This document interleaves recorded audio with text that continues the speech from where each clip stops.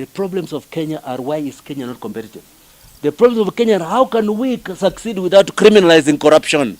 They are hopeless.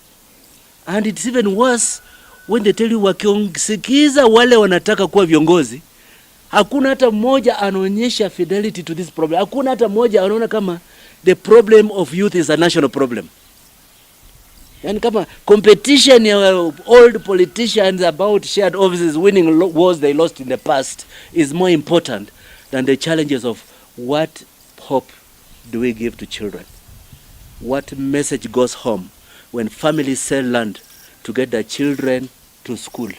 Those children pass the exams and come back home to ask their parents to help with money to set up home and marry. Kama ni magumu, you can give them blanket expressions. Naweza kuita bottom up economics. Wanakuuliza unamaanisha nini? Kwa sababu David ndiye alisikia ikikuwa campaign slogan ya Obama, akaipeleka kwa Raila 2017, ndiye ametoka huko ameenda nayo kwa Ruto, sasa inakuwa kama the cornerstone of a policy. No, that's not telling us about the problems of Kenya. You cannot have national solutions if you do not understand national problems.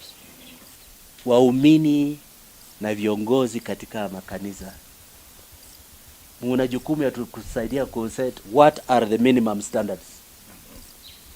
Let us agree that all faiths can preach that a minimum standard is that you cannot be a thief and be a legitimate leader. You cannot believe in ethnic strife and ethnic hate and be a leader. You cannot believe in ethnic advantage and be a leader.